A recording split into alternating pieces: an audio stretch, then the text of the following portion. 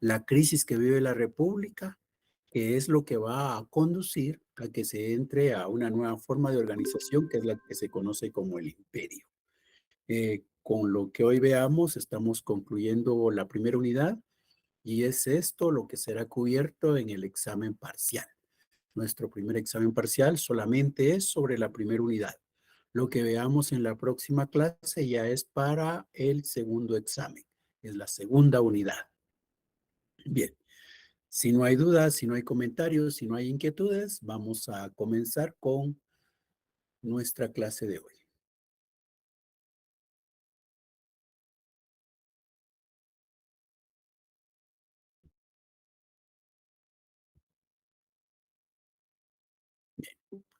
Vamos a hablar hoy de la crisis a la que va a entrar la República. Bueno, ¿se recuerdan ustedes de una magistratura que hemos estado hablando? Vamos a ver si ustedes dicen cuál es el nombre de esa magistratura. Es una magistratura extraordinaria. Una magistratura extraordinaria porque cuando un cónsul consideraba que habían problemas que él no podía resolver, nombraba a una persona para que fuera y restableciera el orden en ese lugar. Entonces, ahí notamos que es extraordinaria porque no hay electividad. Es nombrado por el cónsul, no es elegido en asamblea popular. Y la segunda es que en un principio lo más que podía darse ese nombramiento era por 6 meses, porque en 6 meses se esperaba que las cosas se resolvieran y entonces ya no sería necesario contar con él. Eh, entonces tampoco existe la característica de la anualidad, ¿verdad? Muy bien, ¿de qué magistratura estamos hablando? De la dictadura. Muy bien, de la dictadura estamos hablando. Bueno, pues resulta que conforme pasaron los años, llega un momento en el cual en la República van a haber cada vez más conflictos. Y para lograr mantener el control sobre esos conflictos, se va a nombrar a dictadores. Algo que vale la pena recordar es que los conflictos ahora en esta parte final de la República son distintos a los que habían al principio. ¿Se recuerdan ustedes que en la monarquía los conflictos eran entre patricios y plebeyos? Que al principio en la República también los conflictos fueron entre patricios y plebeyos. Sin embargo, estos conflictos entre patricios y plebeyos concluyeron. ¿Se recuerdan ustedes del nombre de aquella ley que le pone fin a ese conflicto? Hortensia. Muy bien, la ley Hortensia. La ley Hortensia es la que hace desaparecer las diferencias entre patricios y plebeyos y por tanto se termina el conflicto. Pero a partir de entonces, los conflictos ya no fueron patricios plebeyos, sino fueron conflictos entre los que tenían mucho y los que tenían poco o no tenían nada. Al final de cuentas, en Roma podemos distinguir esos dos grandes grupos. Unos que son dueños de grandes extensiones de tierra, que tienen grandes cantidades de esclavos, y hay otros que tienen poco o prácticamente nada para poder trabajar. Entonces, los conflictos entre los que tienen y los que no tienen son los que se van a desarrollar más en esa Roma. Algo así como lo que vivimos nosotros también en 3 décadas de conflicto interno. Aquí en Guatemala hubo un conflicto interno. Ese conflicto interno fue porque hay quienes siempre han buscado acaparar la riqueza y hay otros que prácticamente no tienen nada. Y la verdad es que en cuestiones de justicia social se piensa que es conveniente que aquellos que no tienen nada, pues se les provea por lo menos de lo mínimo para que puedan sobrevivir. Entonces, igual ocurrió allá en Roma. Había un conflicto entre los que tenían mucho y los que tenían poco o no tenían nada. Entonces, como cada vez estos que no tenían nada o que tenían poco empezaban a consolidarse, a organizarse, a pelear, a manifestar, diríamos nosotros en nuestros días, pues empiezan a hacer bloqueos, a hacer paros nacionales, a concentrarse en la plaza y exigir cosas, ¿verdad? Algo así era lo que pasaba en aquel entonces también. Bueno, pues entonces dijeron, hay que nombrar a un dictador para que venga y busque restablecer ese orden y evite que aquella convulsión social se esté presentando. Y es así como llega un momento en el cual hay dos dictadores de los que vamos a hablar. Hay varios que se van a ir presentando en la historia de Roma, pero nosotros vamos a hacer referencia a algunos. Tiberio primero. Tiberio es nombrado dictador y tiene que restablecer el orden en esa Roma en donde la convulsión social es muy grande. Pero Tiberio viene y dice, viene Tiberio Graco y dice, miren señores, la verdad es que la única manera de ponerle fin a este conflicto social, a esta convulsión social, la única manera es dándoles algo a los que no tienen nada, dándoles algo a esos que tienen poco. Ya tenemos que darles algo. Solo así vamos a conseguir estar en paz, en armonía. En tanto ellos no tengan nada, en tanto ellos estén casi que muriéndose de hambre, a ellos les va a dar lo mismo, morir de hambre o morir peleando por conseguir parte de la riqueza que ustedes tienen. Entonces, ¿qué es mejor? Démosles algo, así logramos la paz y vivimos mejor. Eso dijo Tiberio. Pero aquellos señores le dijeron, ¿cómo vas a creer, Tiberio, que yo tenga que darle parte de mis esclavos o que yo tenga que dar parte de mis tierras a esos señores para que tengan donde trabajar? No, no, no, les dijo Tiberio, lo que podemos hacer es, vean, el Estado de Roma tiene riqueza, el ager publicus. Entonces, de la riqueza del Estado, del ager publicus, démosle algo a estas personas. No les voy a quitar nada a ustedes, y ahí sí valdría que se puede ayudar sin quitarle nada a nadie, ¿verdad? Bueno, pues entonces dijo algo así Tiberio, vamos a darles a estas personas que no tienen para que puedan cubrir sus necesidades y no les voy a quitar nada a ustedes. Entonces, ¿de dónde sale? Del ager publicus, del patrimonio del Estado. Ahora, ¿y cómo está esto del patrimonio del Estado? Recuerdan ustedes que cuando se hacía la guerra, el que dirige la guerra en el ejercicio del imperium determinaba qué era el botín de guerra y que ese botín de guerra era del Estado de Roma. Entonces, es cierto que ellos tenían el derecho al triunfo y entonces alguna riqueza se les daba, pero buena porción de esas riquezas que se conquistaban era del Estado de Roma. Entonces, lo que está diciendo Tiberio es que ese patrimonio del Estado de Roma, pues se les apoye a aquellos que no tienen o que tienen muy poco. Bueno, pero eso no le gustó a ese grupo dominante, a esos que tienen el poder económico en Roma, y entonces crearon las condiciones para que asesinaran a Tiberio. Tiberio Graco muere. Y entonces, pues hubo que nombrar a otro cónsul, ¿verdad?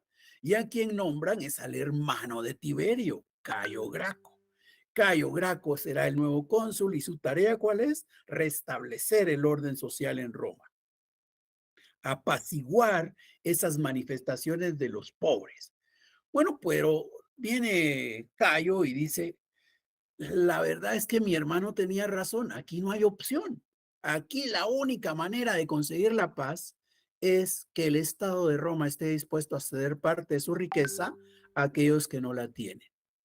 Ya en nuestra historia de Guatemala, solo para hacer relación también y que no nos quedemos solo con lo que ocurre actualmente, pues resulta que en algún momento el Estado de Guatemala le dio tierra a algunas personas. Allá en aquel movimiento que se conoce como la Reforma Liberal de 1871. En ese, dirigido por Justo Rufino Barrios y Miguel García Granados, pues ellos se hicieron del Estado y cuando fueron los que controlaron el Estado, repartieron las tierras del Estado entre los liberales. O sea, eso en todo mundo, en todo territorio ha ocurrido. Bueno, pero estábamos allá en Roma, ¿verdad? No nos distraigamos tanto, pues regresemos con Cayo Graco. Él dijo, mi hermano tenía razón, aquí la única manera de conseguir la paz es dándole parte de la riqueza del Estado a estos que no tienen nada o que tienen poco. La misma suerte que su hermano. Entonces llega otro momento interesante en el cual van a nombrar a Cayo Mario. Cayo Mario va a ser el cónsul.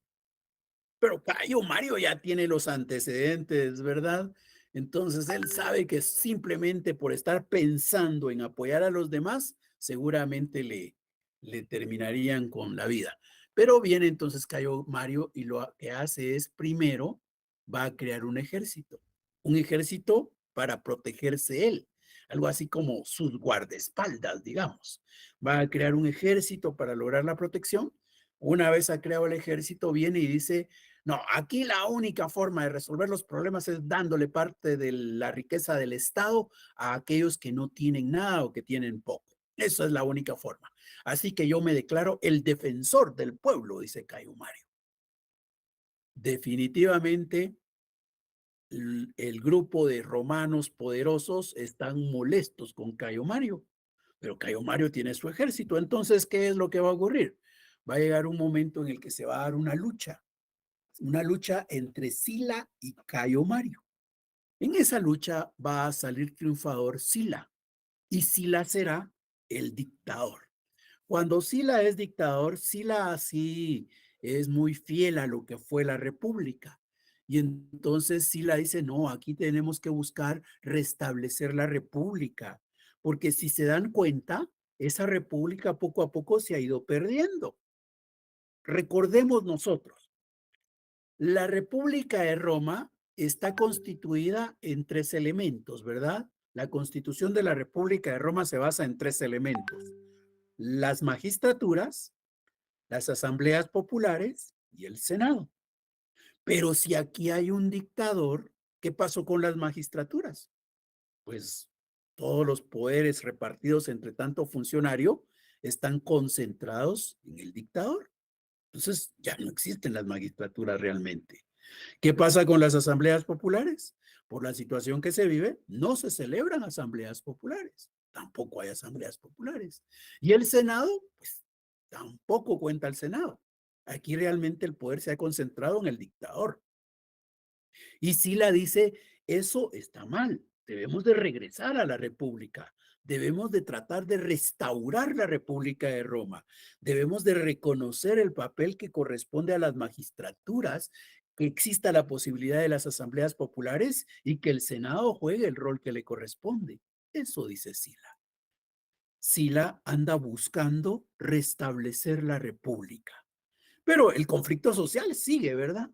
En ese contexto, entonces, llega un momento en el cual se les ocurre a algunos que se podría crear una nueva estructura.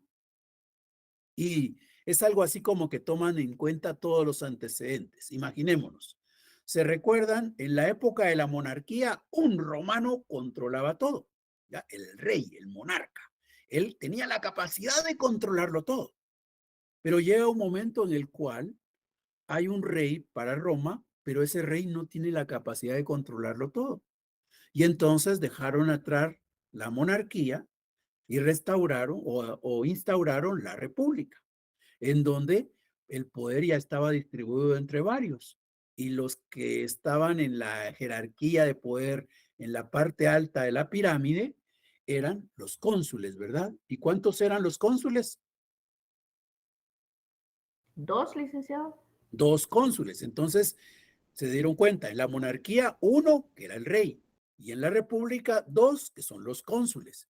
Entonces, aquí todavía, en la época de la república, dijeron, de repente las cosas se mejoran si nosotros colocamos a 3, no a 2, a 3 en la parte alta de la pirámide. A 3 vamos a colocar. Y como van a ser 3, vamos a hablar de un triunvirato. Entonces, hubo un triunvirato. ¿Quiénes integraban ese primer triunvirato? Estuvo Craso, Pompeyo y Julio César. Ellos 3 integraron el triunvirato. Entonces, Roma está buscando regresar a la república. Roma está buscando regresar a aquella en la que se reconoce a las magistraturas, al Senado y a las asambleas populares. Y cree que con un triunvirato eso es posible. ¿Qué pasó con el triunvirato? Bueno, pues resulta que de estos 3, Craso pierde la vida en una batalla. Solo se quedaron 2, Pompeyo y Julio César. Pompeyo estaba en la ciudad de Roma, Julio César estaba en las afueras. Pero ha muerto Craso, sobreviven Pompeyo y Julio César, pero Julio César y Pompeyo se tienen desconfianza. Cada uno piensa que el otro algo va a hacer para desplazarlo. Julio César cree que Pompeyo, por estar en la ciudad, está muy cerca del Senado, está muy cerca de las familias poderosas y que de repente Pompeyo algo va a hacer para sacar a Julio César del triunvirato. Pero Pompeyo también piensa lo mismo. Pompeyo dice, Julio César es el que tiene el control del ejército, es el que anda en las batallas, de repente regresa y me desplaza a mí del poder. O sea, se tienen desconfianza. Esa desconfianza va a conducir a que llegue un momento en el cual se van a enfrentar militarmente. Julio César y Pompeyo se enfrentan militarmente. Julio César obviamente iba a salir triunfador, ¿verdad? Entonces triunfa Julio César y a partir de ese momento, Julio César prácticamente va a concentrar todos los poderes. Julio César va a ser la máxima autoridad. Julio César se va a encargar de absorber, de concentrar todos los poderes que estaban distribuidos en la República, los va a venir, los va a reunir en él mismo. Se va a concentrar en sí los poderes que existían. Eso hace Julio César.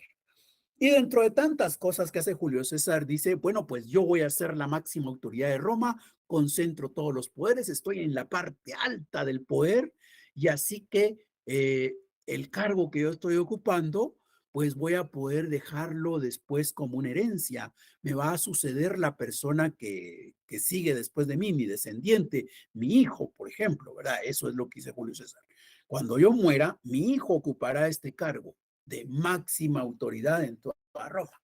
La verdad es que Julio César tenía sus enemigos también. Hubo mucha gente que no estaba de acuerdo con su proceder, porque se recuerdan, al final de cuentas, las personas lo que andaban buscando, muchas de ellas, de los ciudadanos romanos, lo que pretendían era regresar a la República.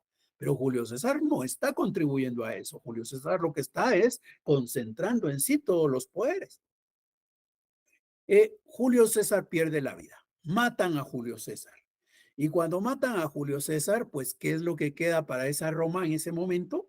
Lo que queda es crear un nuevo o constituir o nombrar a un nuevo triunvirato. Ya, un nuevo triunvirato es el que procedería según la mayoría de los romanos, ¿verdad? Porque es lo que se había hecho antes. Pero por el otro lado están las normas que ya Julio César había emitido. Y Julio César, ¿qué es lo que había dicho? Julio César había dicho, cuando yo muera, el cargo lo dejo a mi descendiente. Entonces, ¿y quién era el descendiente de Julio César? Julio César realmente no tenía un descendiente directo. Entonces, no había una persona de confianza a quien él le pudiera dejar el cargo.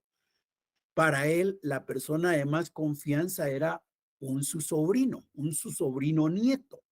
Y entonces él sabe que no puede dejarle el cargo a su sobrino nieto, ¿verdad? Porque como es sucesorio, como es hereditario, tiene que ser de padres a hijos.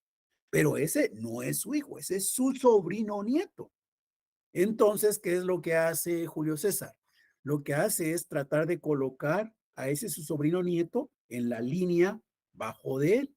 Y para eso hace uso de la figura de la adopción. Adopta a Marco Antonio, adopta a Octavio Augusto, adopta a Octavio Augusto como hijo. Octavio Augusto era su sobrino nieto. Lo adopta y entonces eso quiere decir que una vez asesinaron a Julio César, a quien le tocaría ocupar la posición sería a su sobrino nieto adoptado como hijo, es decir, a Octavio Augusto. Entonces Octavio Augusto aparece ahí y dice, pues a mí me corresponde. Pero por el otro lado se habla de un triunvirato. Y hay otra persona más, Marco Antonio. Marco Antonio era un militar y había acompañado a Julio César en las batallas. Era, digamos, la mano derecha de Julio César en el ámbito militar. Era el hombre de confianza para la guerra de Julio César. Y entonces viene Marco Antonio y dice, la verdad es que quien ha estado junto a Julio César he sido yo. Y por tanto, a mí es a quien me debiera corresponder seguir en el puesto que deja vacante Julio César por el asesinato. Ahí ya tenemos un conflicto, ¿verdad? Hay dos personas. Uno que dice, yo soy el descendiente a quien le corresponde el cargo, y otro que dice, no, yo he sido el que ha estado en las batallas y a mí me corresponde. Pero por el otro lado tenemos a una sociedad que dice, no, no, no, aquí no es de que a ti o a aquel le toque. Aquí lo que hay que hacer es crear un triunvirato, porque eso es lo que hemos acordado desde el principio. Esa es la situación política que se vive en ese momento. Se reúne Marco Antonio y Octavio Augusto y deciden dar lugar al triunvirato. Invitan a Lépidos para que se integre. Y entonces vamos a tener un triunvirato integrado por Marco Antonio, Lépidos y Octavio Augusto. ¿Qué va a pasar ahí? Va a llegar el momento en que van a desterrar a Lépidos y otra vez se van a quedar únicamente Octavio Augusto y Marco Antonio. Octavio Augusto estaba en la ciudad y Marco Antonio estaba en las afueras. Octavio Augusto estaba cerca del Senado, cerca de las familias poderosas, mientras que Marco Antonio andaba haciéndole la guerra a los pueblos para ampliar el territorio de Roma. En ese momento, Marco Antonio estaba en Egipto. Estando Marco Antonio en Egipto, establece una relación romántica con Cleopatra. Esa situación la aprovecha Octavio Augusto. Octavio Augusto le dice al pueblo de Roma, le dice al Senado, que realmente Marco Antonio está traicionando al pueblo de Roma, que está traicionando al Estado de Roma porque está entrando en relaciones con ese pueblo egipcio. Al final, se reconoce que Marco Antonio entonces es un enemigo de Roma y se le permite a Octavio Augusto ir y atacar a Marco Antonio. Triunfa Octavio Augusto y con eso prácticamente él concentra el poder. Igual que lo hizo su tío Julio César, ¿verdad? Pues de la misma manera que lo hizo Julio César, Octavio Augusto concentra el poder en sí.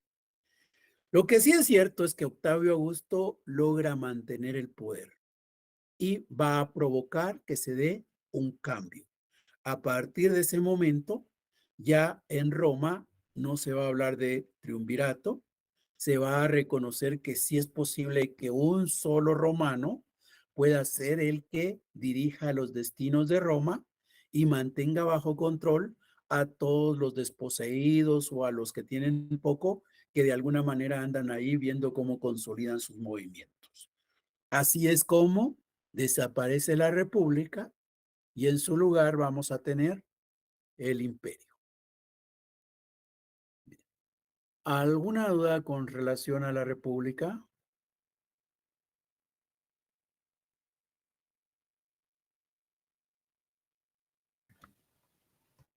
Licenciado, disculpe, ¿con quién dijo que fue que estuvo Marco Antonio?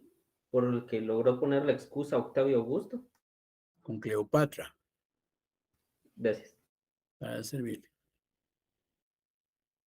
Bien, entonces ahora pasemos a hablar del imperio.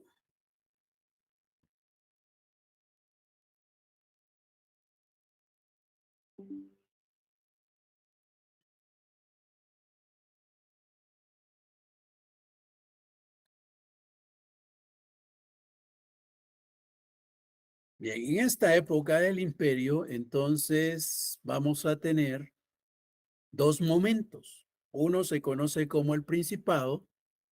El Principado va a comenzar desde ese año 27 antes de Cristo, en donde Octavio Augusto ha concentrado el poder. Octavio Augusto en aquel entonces se conoció, como recuerdan, él lo que hizo fue absorber todas las magistraturas, pues entonces incluso a él se le ve como el pontífice máximo. La figurita que por ahí presentamos de el pontífice máximo en su momento cuando explicamos la magistratura correspondía a Octavio Augusto como pontífice. O sea, Octavio Augusto fue ahora el pontífice. Octavio Augusto fue ahora, diríamos, el cónsul. Octavio Augusto fue todas esas magistraturas. Por eso se creó la figura del príncipe. Él era el príncipe de Roma, el príncipe de Roma. Y a ese periodo en donde él lo está iniciando se lo va a conocer como el Principado. En esta época se va a hablar de que existe una diarquía. Diarquía quiere decir dos, ¿verdad? Dos ejercen el poder. distinto a lo que ocurrió al principio de Roma. Se recuerdan que al principio hablamos de una monarquía. Monarquía, mono es uno. Bueno, pues ahora con Octavio Augusto lo que vamos a tener es una diarquía. Diarquía va a ser dos.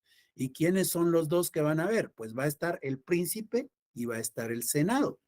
El Senado, por primera vez en la historia de Roma, va a tener la posibilidad de ejercer poder.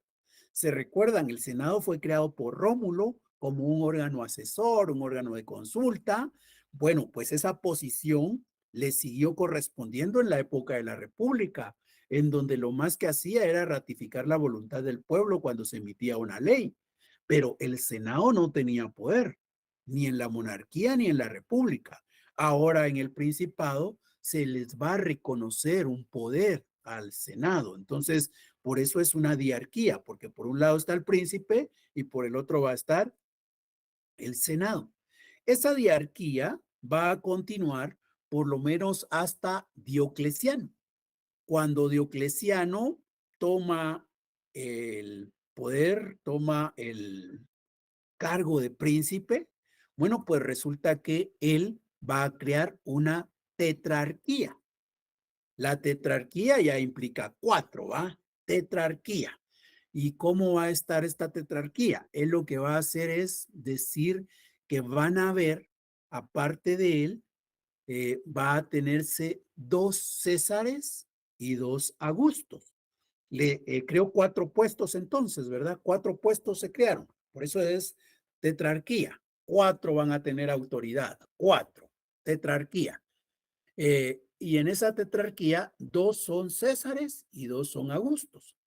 Los nombres los toma en reconocimiento del papel que jugaron en su momento Julio César, ¿verdad? Entonces, por eso es que nosotros por ahí hablamos del César, hasta hay una pizza Little César, ¿verdad? Bueno, pues el César era la máxima autoridad, o en ese contexto entonces iban a haber dos, que no eran las máximas autoridades, pero vamos a tener a dos Césares, y van a haber dos Octavios, dos Augustos, perdón, dos Augustos. Entonces, en reconocimiento de que Augusto fue el primer príncipe. Esa es la tetrarquía que va a tener Diocleciano. Pero ¿por qué Diocleciano creó esa tetrarquía? Porque vino Diocleciano y prácticamente lo que está haciendo nacer es el imperio absoluto. El Senado otra vez vuelve al papel que ya tradicionalmente había tenido. Ahora el poder va a ser ejercido por los dos Césares y los dos Augustos. Y es que lo que ocurre es que se están dando las condiciones para que cuando llega Teodosio, por ejemplo, Teodosio ya divide el imperio en dos, en el imperio de Occidente y el imperio de Oriente.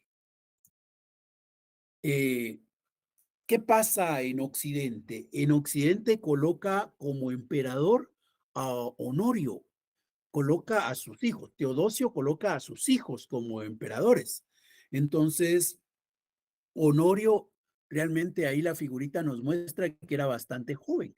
La verdad es que casi eran niños los hijos de Teodosio cuando los nombra emperadores. A uno para el imperio de Occidente, Honorio, el puesto de emperador de Honorio va a ser ocupado por otros emperadores. Nosotros no hacemos referencia a todos los que le siguieron después, pero llegamos al último.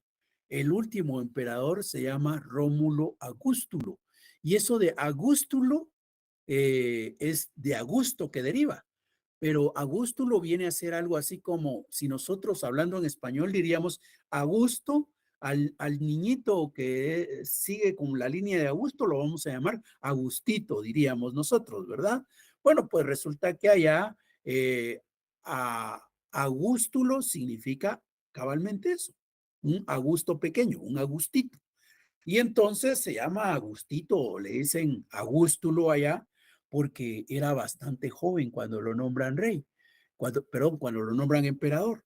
Aquí algo interesante que hay es que se recuerdan que Roma fue fundada por Rómulo, quien fue rey. Y resulta que el imperio de Occidente queda disuelto cuando Rómulo Augustulo es el emperador. Entonces comenzaron con Rómulo y terminaron con Rómulo, ¿verdad? Esa es la característica del Imperio de Occidente. Ahora, en el Imperio de Oriente va a nombrar a su hijo Arcadio. Su hijo Arcadio va a ser seguido después por otros emperadores en Oriente, pero a nosotros nos importa el emperador Justiniano, porque Justiniano es el que, digamos, va a encargarse de producir los cambios más grandes en el derecho. Entonces, el Imperio de Oriente prácticamente es el que va a desaparecer ahí por el año 1453. Allá en 1453 es cuando nosotros estamos diciendo que está terminando la Edad Media. Hasta ahí es que llega Roma, hasta 1453. Entonces, pero insisto, con Justiniano se alcanza el potencial máximo de Roma. Después de él entra una decadencia. Esa decadencia va a llevar a la desintegración del imperio en Oriente y es en 1453 cuando se toma la Bastilla, perdón, se toma la ciudad de Constantinopla, que prácticamente se da la desaparición de Roma. Eso nos muestra qué tanto perduró Roma en el tiempo, ¿verdad?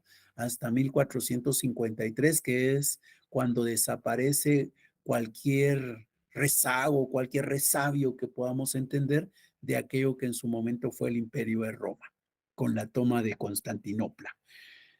Lo de la Bastilla que dije es un error. Lo de la Bastilla tiene que ver con Francia y eso son 300 años después. Pero aquí estamos en Constantinopla. Bien.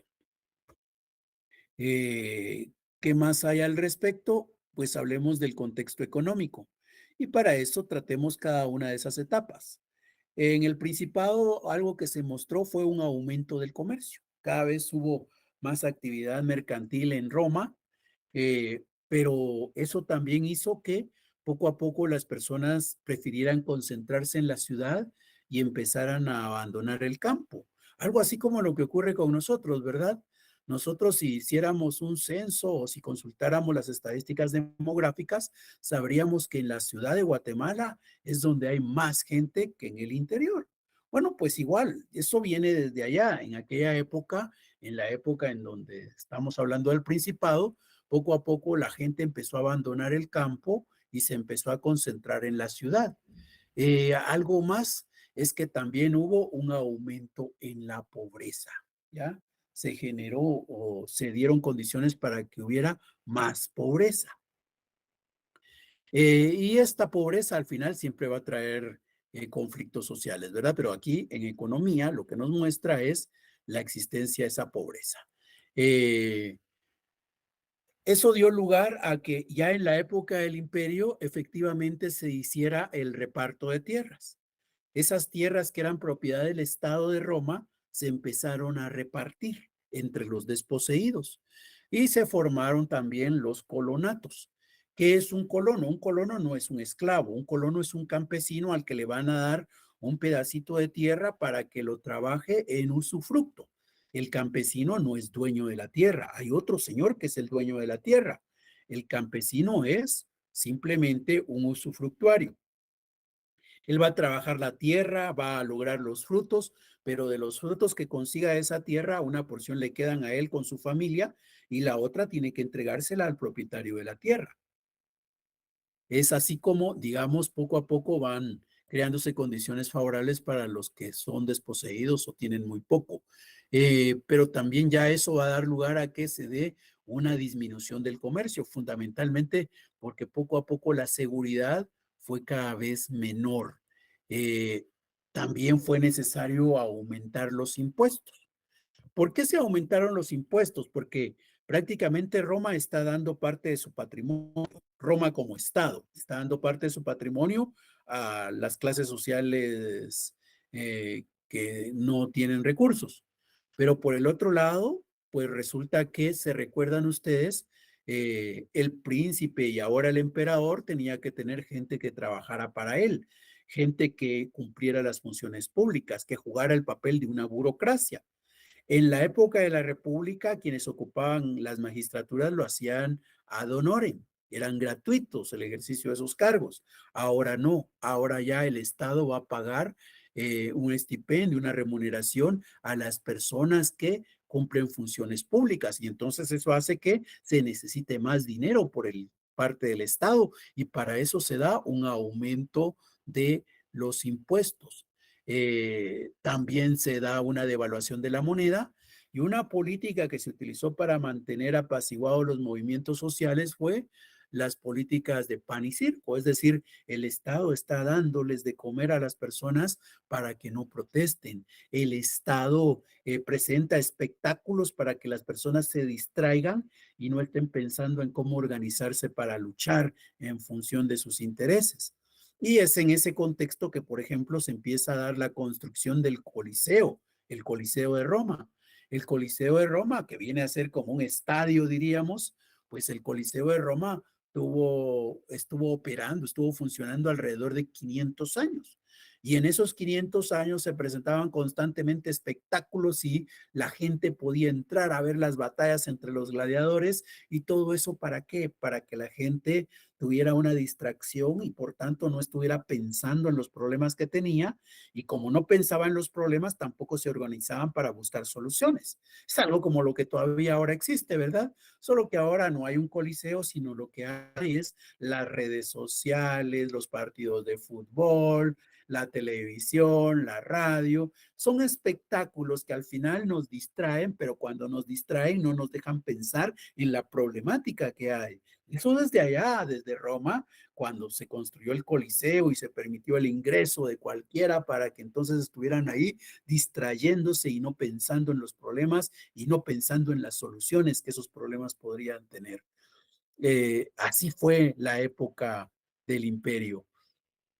Ahora en el contexto social, pues resulta que ¿qué pasa en la época del Principado? Algo interesante es que, como dijimos, pues ya con Octavio concentrando todos los poderes de las magistraturas, ahora lo que él va a hacer es cumplir con el ejercicio de ese poder, pero para eso tiene que contratar una burocracia.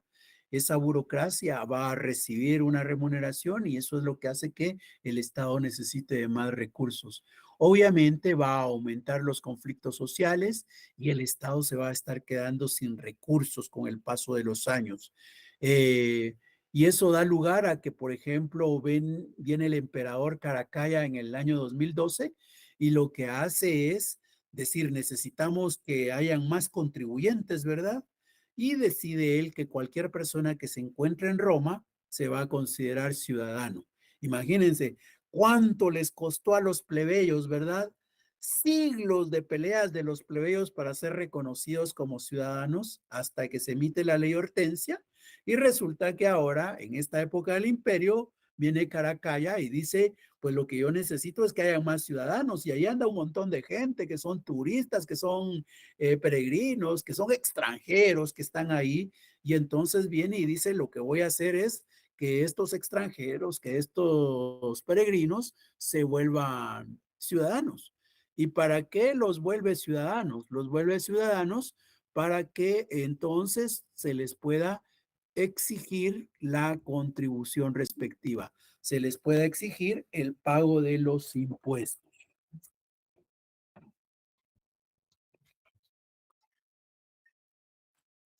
Bien, entonces son de las cosas que se están dando en ese momento. Vamos a ver acá.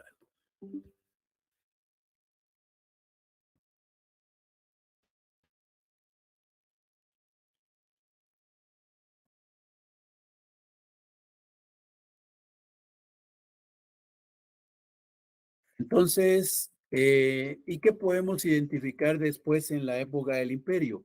Pues socialmente, elementos interesantes es cuando, por ejemplo, viene Constantino y en el año 313 va a ser tolerante ante los cristianos. ¿Se recuerdan ustedes que según las leyendas o según las películas que se ven, sobre todo en la época de la Semana Santa, ¿verdad? Bueno, pues resulta que en su momento persiguieron a Jesús, lo crucificaron, eh, los que lo seguían, los discípulos, en su momento también negaron que fueran los discípulos. De ahí se hace una persecución, ellos se andan escondiendo. Bueno, pues esa fue la vida de los cristianos después de la muerte de Jesús. Todo el Estado de Roma estaba en contra de la posición de los cristianos, pero en el año 313, imagínense, 313 años después, viene Constantino como emperador y lo que va a hacer es tolerar que exista una religión católica. Las cosas no se van a quedar ahí. Resulta que va a llegar un momento en el cual el emperador Teodosio, en el año 382, va a considerar como oficial ya la religión católica. Es decir, Roma se vuelve católica, el Estado de Roma se vuelve católico en el año 382 después de Cristo.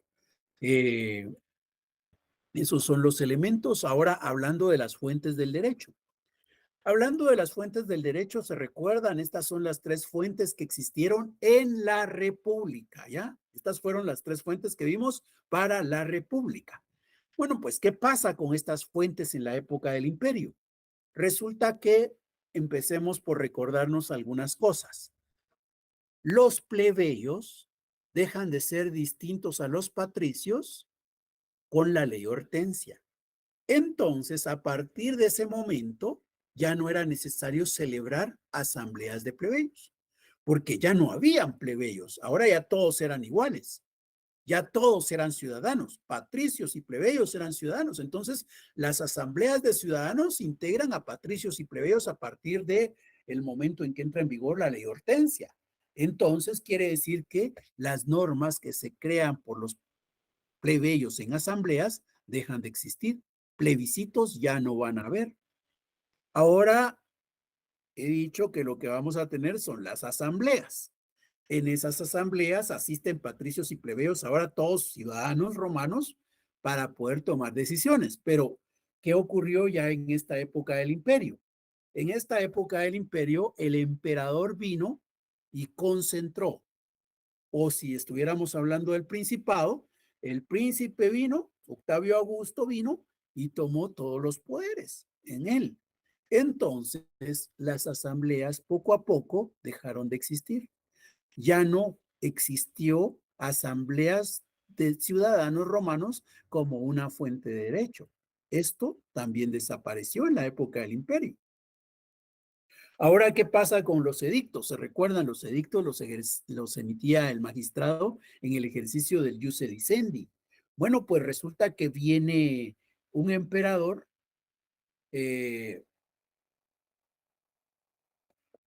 y lo que va a hacer es decir, bueno, señores, ustedes van a dejar de emitir edictos, porque lo que vamos a hacer es mejor emitir solo un edicto, y ese edicto va a ser perpetuo. Esa fue la decisión de Adriano. Adriano vino y le encargó a Juliano, que era un jurisprudente, que elaborara un edicto. Y ese edicto prácticamente tomó lo mejor de todos los edictos que se habían emitido a la fecha, y ese edicto va a entrar en vigor y va a ser el único que va a existir. Ya los magistrados ya no son elegidos anualmente, ya no ejercen de manera gratuita, ya no es, insisto, ya no es electo y ya no es anual. ¿Por qué? Porque ahora no son electos porque son nombrados por el emperador. Y no es anual porque los burócratas van a ocupar el cargo en tanto el emperador lo quiera. No es que cada año los cambiaba, no. Entonces, de igual manera, ya no fue necesario que haya un edicto anual, sino lo que se va a tener es un edicto perpetuo que va a aprobar el emperador Adriano. Entonces, los edictos desaparecen como una fuente de derecho. Entonces, ¿cuáles son las fuentes de derecho que van a existir? En el Principado, pues dijimos que había una diarquía, ¿verdad? Y esa diarquía, ¿quiénes la integraban? Vamos a ver, recordémonos. ¿Quiénes integraban la diarquía? El Senado y el príncipe. Muy bien. Entonces, el príncipe y el Senado son los únicos que van a poder emitir normas. Las normas que va a emitir el príncipe se van a conocer como constituciones imperiales y las normas que va a emitir el Senado se conocen como Senado Consultos. Esas son las normas que van a existir en la época del Principado, en este primer momento del imperio. Pero algo más es que se recuerdan que en las primeras clases hablamos de que Octavio Augusto en algún momento dijo, ala, pero si yo soy el que va a hacer las leyes, porque yo soy la máxima autoridad, pero la verdad es que yo sé muy poco de derecho, mejor me voy a apoyar en los que sí saben, en los que han estudiado, en los jurisprudentes. Ah, bueno, pues entonces recordemos ese momento de los jurisprudentes y resulta que la jurisprudencia se va a volver en una fuente de derecho. ¿Y por qué la jurisprudencia se vuelve fuente de derecho? Porque los jurisprudentes son los que van a preparar esas propuestas que después el emperador va a convertir en constituciones imperiales. Pero por el otro lado, también porque en algún momento vino Octavio Augusto y dijo, si ustedes en el ejercicio de su cargo como funcionarios públicos necesitan de una norma y saben que los jurisprudentes han dicho algo, pues pueden tomarlo de los jurisprudentes, ya pueden tomar los pensamientos de los jurisprudentes y con base a eso resolver. Entonces, la jurisprudencia se está volviendo una fuente de derecho. Algo interesante es que los jurisprudentes se van a dividir en dos escuelas, ¿ya? En dos escuelas. Los jurisprudentes van a tomar posturas, digamos. Algo así como lo que se nos dice ahora en la política, ¿verdad? En la política se habla, es que ellos son de izquierda, es que aquellos son de derecha. O en lo religioso de repente, es que ellos son creyentes de Dios, en cambio aquellos son ateos. Bueno, pues así también en su momento vinieron los jurisprudentes y se dividieron y unos conformaron la escuela sabina y otros la escuela proculeyana, ¿ya? ¿Y cuál era la diferencia? Que los jurisprudentes sabinos, los de la escuela sabina, soñaban con que esto que está pasando acá fuera prácticamente una pesadilla. Ellos tenían la esperanza de que esto que estaba ocurriendo en Roma dejara de pasar y se regresara a lo que existía antes. Ellos soñaban con volver a la época de la República, aquella que estaba basada en las asambleas populares, los magistrados y el Senado. Ese era el sueño de los que integraban la escuela sabina. No querían el cambio, no querían el principado, no querían el imperio. Soñaban con volver al pasado. Mientras que la escuela proculeyana, al contrario, era una escuela que se oponía a regresar a lo que fue la República y que se sentía muy a gusto con esta forma de organización, que prefería el imperio. Entonces, esas eran las diferencias que había. Obviamente, con el paso del tiempo, los sabinos van a cambiar, ¿verdad? Se van a dar cuenta que es imposible regresar a la República, que ya el imperio es lo que vino y eso es lo que se va a quedar por muchos siglos. Pero en un principio así es como estaban divididos los que sabían de derecho. Unos decían, no, estamos haciendo malas cosas, debiéramos de regresar a la República, sabinos. Y otros decían, no, hombre, este es el camino, aquí es como debemos estar, aquello no servía, esto es lo mejor. A la escuela proculeyana. Bien, ahora, estos jurisprudentes van a cumplir funciones. Las funciones que cumplen en la sociedad son 4. La primera función es responderé. ¿Cuándo se da el responderé? Si alguien tiene una duda, por ejemplo, un ciudadano romano tiene una duda, o incluso un funcionario público tiene una duda, podía ir con un jurisprudente. Yo, ciudadano, iba y le decía, jurisprudente, fíjese que este es mi problema, esto está pasando. ¿Usted qué cree que debo de hacer? Y él me decía qué es lo que debía hacer jurídicamente hablando, ¿verdad? Y si yo era un funcionario público, decía, ala, qué problema en el que tengo ustedes, ¿cómo lo voy a resolver? Ah, yo voy a ir con un jurisprudente y le digo, jurisprudente, fíjese que esto está pasando. ¿Usted qué cree que es lo que debería hacer en derecho? Jurídicamente usted debiera actuar de esta manera. Esa función que está cumpliendo el jurisprudente se llama responderé. Responderé. Prácticamente es responder a las dudas, a las consultas que le hagan los ciudadanos romanos o incluso los funcionarios del emperador. La segunda función es escribiré. Escribiré implica escribir. Entonces, los jurisprudentes escribían tratados, escribían obras El hecho de que un jurisprudente diga, ay, hoy no voy a abrir mi negocio, me voy a quedar aquí en la casa y me voy a escribir y escribir y escribir, y luego lo que tengo es un documento, lo que tengo es algo que publicar, bueno, pues ese estudio, ese análisis que escribió ahí, eso lo que implica es que él ha hecho la función escribiré. En otras ocasiones, pues se trataba de escritos también, pero escritos que una persona les solicitaba. Iba alguien con el jurisprudente y le decía, mire, jurisprudente, fíjese que yo tengo que presentarme ante un juez y necesito un escrito. Usted no me apoya escribiendo por mí. Y venía el jurisprudente y le hacía el escrito, ¿verdad? Y le decía, aquí está, mire, llévelo pues, presénteselo al juez. Ahí también es escribir, ¿verdad? Pero no son obras, no son tratados, sino documentos que son requeridos por algunos ciudadanos y que se van a presentar ante una oficina gubernamental o estatal, y eso es caberé, caberé. Y luego ageré, ageré es auxiliarlo, ir con él. Entonces, hay momentos en los cuales también, y lo vamos a ver más adelante, resulta que hay un ciudadano que tiene que presentarse ante un magistrado, de repente para defenderse de lo que lo están acusando, ¿verdad? Y en su momento, pues llega a existir la necesidad de que cuando uno se va a defender, lo haga con el apoyo técnico de alguien que sepa de derecho, ¿verdad? Entonces, eso es el ajeré. Diríamos que eso es lo que más se parece a los abogados de ahora, sobre todo cuando los abogados van a un debate, por ejemplo, y están ahí a la par de su cliente, listos para ayudarlo, para asesorarlo, pero también para velar de que se respeten sus derechos de él durante el proceso, ¿verdad? Ese es el ajeré, es una función que cumplían los jurisprudentes. Bien.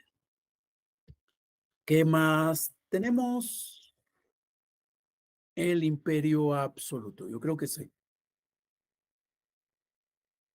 ¿Que dejé de compartir o seguimos viendo? Sí, seguimos viendo, licenciado. Ah, vaya, es que me pareció que se había... Bueno, entonces seguimos. Bien, entonces hablamos ahora del imperio absoluto. Lo que hemos hablado antes fue del principado. Ahora el imperio absoluto, que es el que sigue al principado. Bueno, en el imperio absoluto, ¿qué es lo que vamos a notar? Pues ahí, poco a poco, resulta que el príncipe va a desplazar al Senado. Ya no le va a dejar ese poder. Ahora todo el poder va a estar concentrándose en el emperador.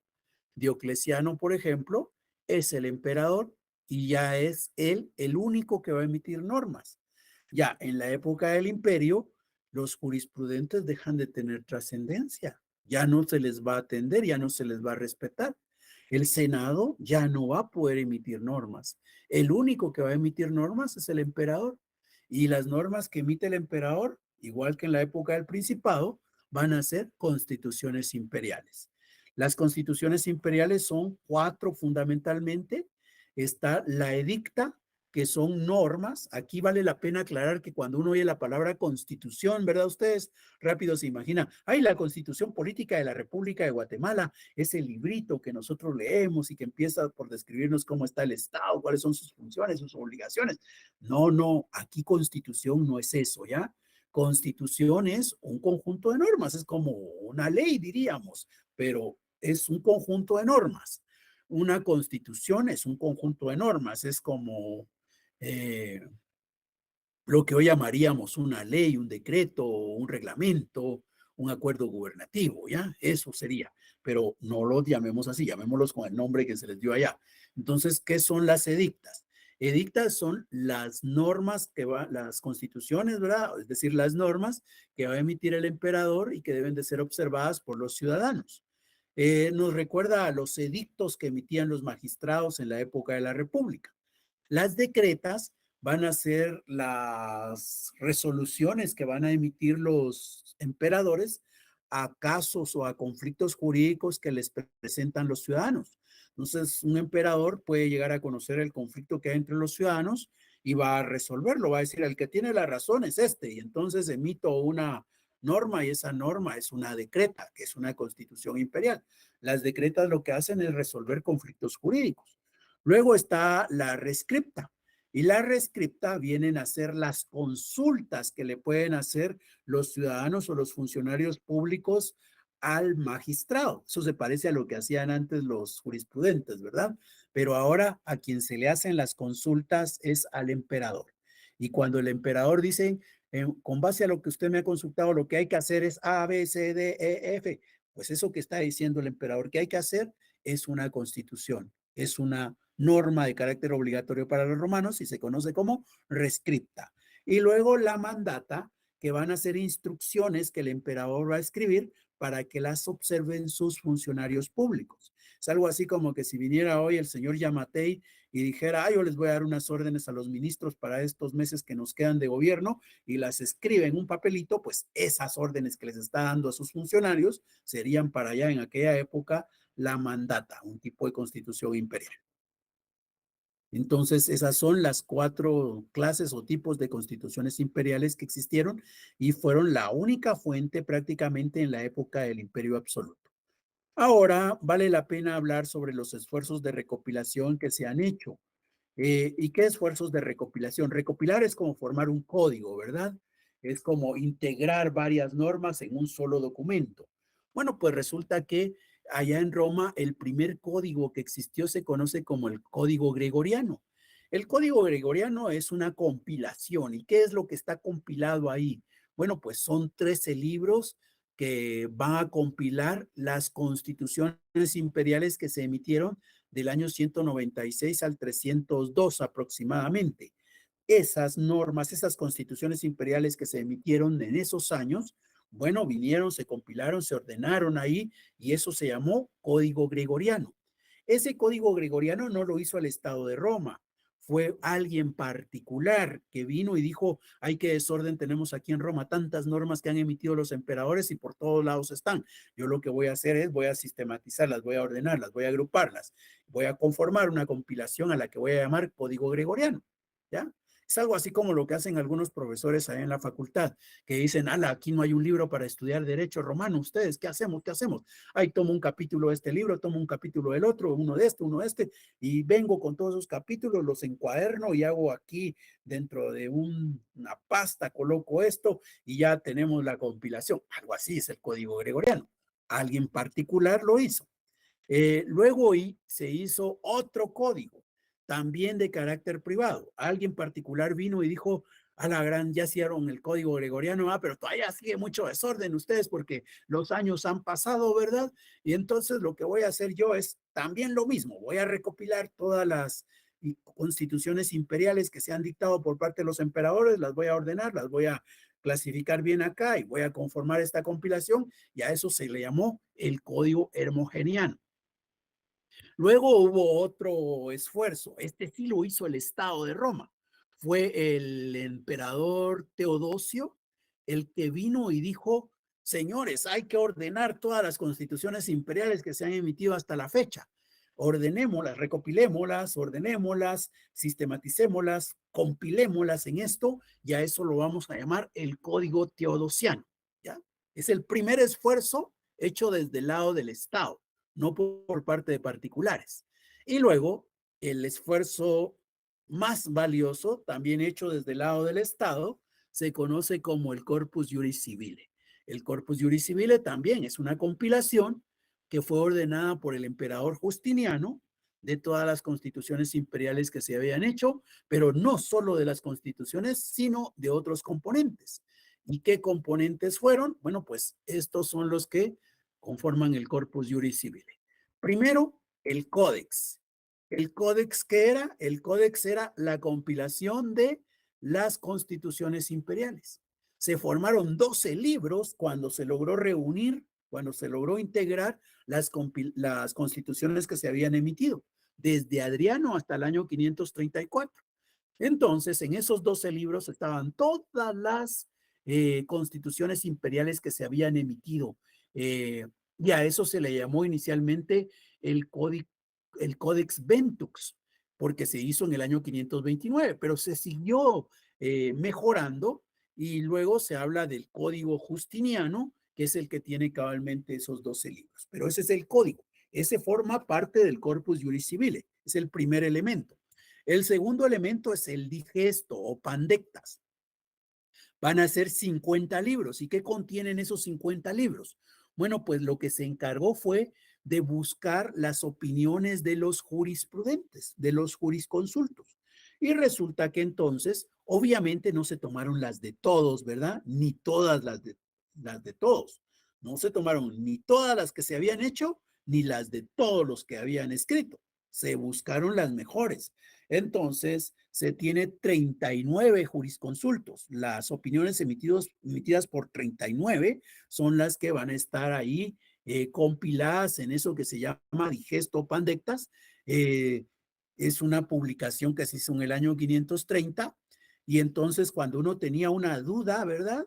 Podía ir al Digesto Pandecta y buscar ahí alguna explicación que diera algún jurisprudente de los 39 que hemos mencionado. Pero incluso yo bien podría decir, ay no, para mí que aquel se equivocó ustedes. Él opina de esta manera, pero yo digo que él opinó mal.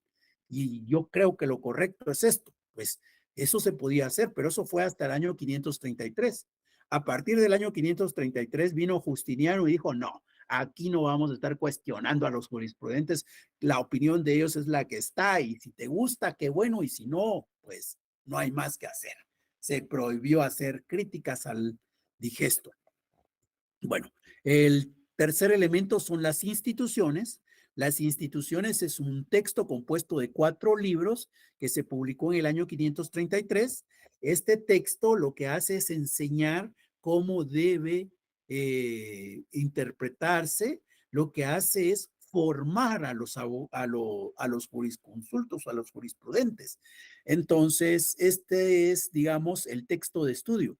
Si nosotros estuviéramos en aquella época de Roma, pues nosotros lo que tendríamos que tener en nuestras manos es cabalmente las instituciones, porque ese es el texto que nos va a permitir en 5 años llegar a convertirnos en jurisprudentes. Entonces son los textos de estudio. Y el cuarto elemento se conoce como las novelas, que esto de novelas viene de novedad, ¿no? Es de las que presentan en los canales de televisión, ¿verdad? No, esto tiene que ver con la novedad. ¿Y qué es la novedad? La novedad van a ser las constituciones imperiales emitidas por Justiniano después de que se publicó el Códex. Porque se recuerdan, el Códex es una compilación de constituciones imperiales, pero después del Códex se siguieron emitiendo otras. Todas las que se emitieron después del Códex se fueron sistematizando y conformaron este cuarto componente que se conoce como las novelas. Bueno, pues resulta que después, incluso de que ya se tenía el Corpus Juris Civile, fue necesario hacer revisiones porque de repente por ahí se podía encontrar algunas contradicciones, algunos pasajes oscuros, entonces se tuvo que hacer una revisión. Esas revisiones, esas actualizaciones, ese esfuerzo por ir eliminando las contradicciones o los vacíos, eso se conoce como interpolaciones. Bien, ¿alguna duda?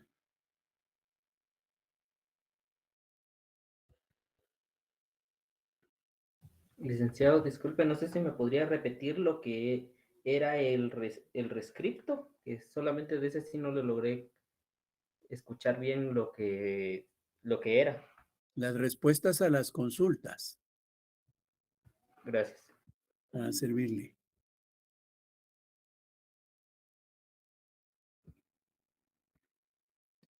Dadas por el emperador, las respuestas dadas por el emperador. Bien. Si no hay dudas, entonces nos quedamos acá. Hasta acá el contenido que será evaluado en el primer examen parcial. Los espero en la próxima clase cuando estemos comenzando ya nuestra segunda unidad. El día lunes no hay clases por el evento electoral. Se suspenden las clases y tendríamos entonces la oportunidad de estar nuevamente hasta el próximo jueves si es que no hay examen. Porque no recuerdo en este momento si hay examen ese día. Si hay examen no hay clase, ¿verdad? Y así quedamos entonces, se cuidan, feliz tarde y estamos hasta la próxima clase. Se recuerdan, va a haber una Feliz tarde, licenciado. Feliz tarde, Feliz tarde. Licenciado, feliz tarde. Feliz tarde, ¿Cómo dijo, Lincoln. licenciado? Feliz Disculpe. tarde, licenciado. Que recuerden estar revisando Moodle porque ahí hay una tarea que van a poder hacer a partir de mañana. Ok, perfecto, gracias. Gracias, Lincoln. Feliz tarde. Gracias, licenciado. Feliz tarde. Tarde, licenciado.